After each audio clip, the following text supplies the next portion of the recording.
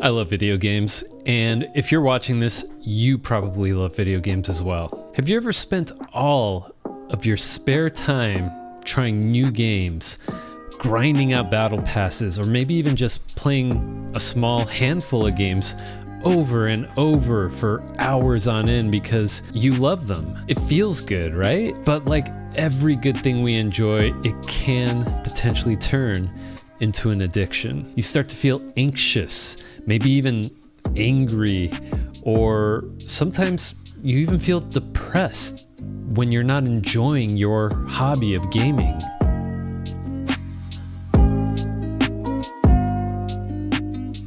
Huge disclaimer here, I'm in no way a health professional. This is purely my own thoughts and opinions based on my own personal experiences. If you truly feel like you are suffering from game addiction, I highly advise you seek out professional help. That aside, I really wanted to talk about it and put this out there to see if it would resonate with anyone, just so you know that you're not alone, because I've gone through this myself. Stick around until the end. I'll have some tips on how to bring back balance to your life. Like, sub, do all the YouTube stuff. Let's get into it. Whether you're progressing a story in a single player campaign, or you're winning matches and topping the leaderboards in a multiplayer competitive game, solving puzzles, you're earning rewards, these loops keep you coming back for more. So you keep doing it because naturally it feels good. It's natural for us to enjoy these feelings. It's very human. And we love to be rewarded or feel accomplished when we dedicate time into something. At some point though, you grow fatigued and eventually move on to the next game, seeking that same feeling, that same experience. If the next game doesn't do it, or maybe it does, but not for long, well, eventually you move on to the next game, which is fine because this is your hobby. And there are so many other experiences in games to discover. That's part of the fun, right? It's like reading books. Once you finish one, you move on to the next book to immerse yourself in this whole other story, this whole other world, this whole new experience. Next thing you know, you start to only prioritize your games. You've put aside all of your hobbies that you used to enjoy, but that's okay because gaming is your main hobby now. And at this point, you are part of the gaming culture. You are a gamer after all. So you make it your identity, and that's fine because we change as we grow and get older. Our hobbies, our interests, our priorities change over time. If you're not playing games, you're reading about it, watching videos, streams, content like this. Like, share, subscribe, by the way. Essentially, this is what gamers do, which leads me to my next topic. We live in a time where the gaming community is no longer a nerd's lonely hobby. We are able to connect with others and share in that love of our hobby in so many ways now, thanks to the internet. Even pop culture is accepting of gaming as a whole compared to the pre-2000s. Unfortunately, gaming communities online have normalized and even celebrate the idea of grinding, putting an extreme amount of time into playing games. Streamers and content creators often showcase an extreme dedication to gaming, and this has an easy influence on us, especially younger minds. This identity, while positive in many ways, also reinforces the idea that gaming should be a primary focus. And unfortunately, this is where things really start to spiral out of control for us gamers. Now you've prioritized gaming above all else. You start to miss important events like family get-togethers, or maybe the birthday of someone who's really close to you. You even start to neglect responsibilities like school, work, house chores, your relationships. And the worst of it is your own health starts to take a back seat. Poor sleep, bad dietary choices, gaming in sedentary positions for long periods of time that start to ache your body in multiple ways, and the lack of in-person social connections does take its toll. All of this adds up. You may be young and maybe you don't feel it now, but this path will eventually lead to pain and discomfort, physically and mentally. Ultimately, we are the ones that are making these choices for the sake of gaming, but it's not completely your fault. Today's video games are designed to be addictive. Some game studios even hire professional psychologists to help design these hooks for their games. Examples of these hooks off the top of my head: login rewards, reward schedules, social rewards that help validate you with your cosmetics in social multiplayer games, social events in games, social media marketing efforts that get you to participate and share your online connections. Now, most of these examples come from multiplayer games, especially live service games, but single player games don't get a pass. Single player games may not have the social aspects tied to them like live service multiplayer games, but the escape that they provide is a strong enough excuse to keep you playing them. They still have really tight gameplay mechanics, gameplay loops that keep you wanting more, to keep pressing on to experience it all. You know, we could probably even throw in achievements for games. This also serves as a sort of engagement tool to get you to play the game in ways that you would probably not normally play outside of just the enjoyment of the game. And this is where some of you may deny all of this. It's just a hobby, right? Like, I can stop anytime. Everyone I know plays this much. I'm someone who finishes things, and I have to finish these games all the way through. If you've ever said these things or anything similar to it in response to your gaming hobby, well, I hate to say it, but you probably do have an addiction to gaming. And trust me, I know. I was in denial for the longest time. But here's the thing. The road to recovery and bettering yourself requires you to recognize that you have a problem. So if you've had these reactions, and most importantly, have accepted the fact, you're now one step away from improving your quality of life. Again, disclaimer, I'm not a health professional, but most of these tips I'm about to provide have been things that have helped me personally. So I want to share some of these with you to maybe help point you in the right direction and maybe help bring back some balance in your life. And keep in mind, you don't have to do all of these things all at once. Pick one and commit to that for a period of time. And once that one thing starts to become normal and feels comfortable, pick another one. Okay, in no particular order, here are my tips. Break the reward loop. Try challenging the in-game reward systems by not chasing every achievement or battle pass.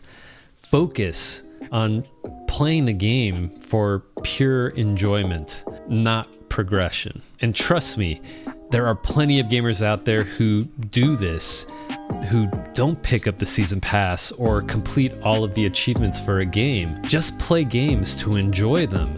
Don't stress about progression or completion rewards. You'll still earn some of them by playing the game, but you're doing them on your own terms. It does require a shift in your mindset that does take some time to get used to, but it really does help in the long run. Set boundaries and gaming schedules. Set a timer for gaming sessions and stick to it. Don't stay up past 10 p.m. if you have to work super early in the morning. Prioritize sleep so you feel great the next day. Create specific gaming times. Only play during certain hours, not when you are bored or happen to have free time. Fill that time with other things and stick to your gaming schedule. Okay, and this may sound hard, but you'll find that they come naturally. Make no gaming days. There should be days in the week when you just don't play games at all. I know, even I'll admit that this isn't something that I've chosen to do actively myself, but I have accepted there are days when I don't even touch a game, which makes those planned gaming dates and times even more valuable. Digital detox. Try taking a complete break from gaming for a set period of time to reset how it feels to play and enjoy video games. Take an entire weekend off, or if you're feeling really brave, go for a whole week without gaming. Instead, get back into old hobbies or find new ones. Get back into reading, playing sports, learning an instrument, cooking, learning a new art skill, hiking. There are more beneficial ways to reward yourself through practice and dedication. And I promise that you'll find enjoyment in pursuing and fulfilling hobbies outside of games. This is a big one. Prioritize real-life connections. Spend time with family and friends in person. Join clubs or groups related to non-gaming interests. Focus on face-to-face interactions, not over Discord, FaceTime, or a Twitch streaming community. Like that doesn't count. If you're worried about social interactions, it only gets easier if you actually attempt them. You have to practice. Social skills are just like any other skill. This is something that you have to work on, and it does come in time. That said, I would highly recommend starting with close family and close friends. Rekindle those connections. As you get comfortable, maybe say hello to your neighbor. Spark a random conversation. Hi, how are you? Have a great day. It can be just short greetings. Weather is so cliche, but it could be the icebreaker at times. How about that weather, huh? Focus on physical health. Get back into exercising. Even short walks count. If you decide to attempt going to the gym or lifting some dumbbells at home, consider hiring a trainer to teach you how to lift and avoid injuries. Maybe they can even write you a program to help you get started. My wife actually helped me with my fitness journey. She does online programming and offers a free 3-day strength training program to get you started. I'll provide a link down in the description below if you're interested. Healthy diet. I'm not a dietitian, but mindful eating and less ordering out goes a long ways. Join a gym, specifically find group fitness programs. This is a great way to not only get fit, but to get fit with others who are like-minded, and it will also allow opportunities to maybe make some new friends. And then you also want to be mindful and self-reflect. Be aware of moments where you feel the urge to play. When does it happen? Are you trying to escape a situation or event? Maybe even write down your thoughts and feelings in a journal. It sounds super cheesy, but you might be able to identify triggers related to those gaming urges and work on the actual root of the problem. And of course, the most important recommendation, if you truly are struggling with gaming addiction and it is affecting your quality of life, seek professional help. I'm just a YouTuber. I'm definitely not a professional. All right, so here's my personal story. I once found myself in a deep gaming addiction. What I eventually realized is I was using gaming as a coping mechanism for depression. And while I had friends, my friends, they took a backseat to gaming.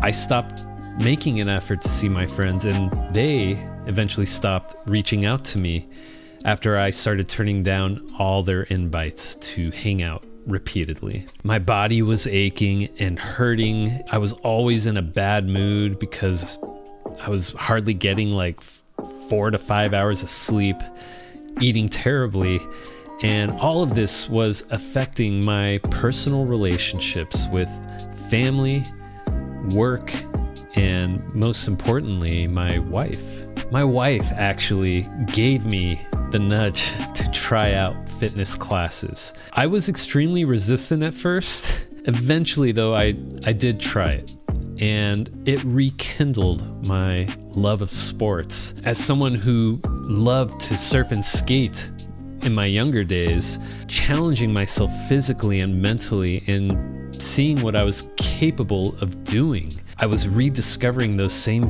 feelings again. This was the Kickstarter to helping me battle my gaming addiction. Because I fell in love with improving in the gym, I started prioritizing getting better sleep over staying up late playing video games. I also started eating better. I still enjoy pizza and desserts, cookies. There's no way I would cut those things out of my diet because I enjoy them. But the key is to eat those things in moderation versus excessively and indulgently. And I also got back into reading comic books, making music, which, by the way, I've got a metal instrumental album releasing July 1st. I'll put a link down in the description below if you are a fellow metal enjoyer. I've been prioritizing making it to family gatherings, enjoying time with my wife and our dogs, and making it out to social get-togethers with friends and family. This has been an ongoing journey for me since my mid-30s, really, and I'm now 43. And to be honest, I am living my best life and feeling the best that I've ever felt. And I still play games. I won't lie, I still fantasize about being able to play all weekend long. I think that's just the nature of addiction. It's something that you will have to struggle with for all of your life. But I've also learned, and I now know how important it is to be balanced in my life, because it really has improved my quality of life. So you're not alone, and I hope that this video maybe helps you to take the first steps to turning your gaming addiction back to a gaming hobby. And remember, I'm not a health professional, just a gamer on YouTube who wants to help inspire you to take that first step to improve your quality of life. If you enjoyed this video, hit that like button, share it with friends, and subscribe for more great gaming content. And if you're interested in more content from this channel, check out this recommended video right here. Thanks for watching. I'll catch you in the next one.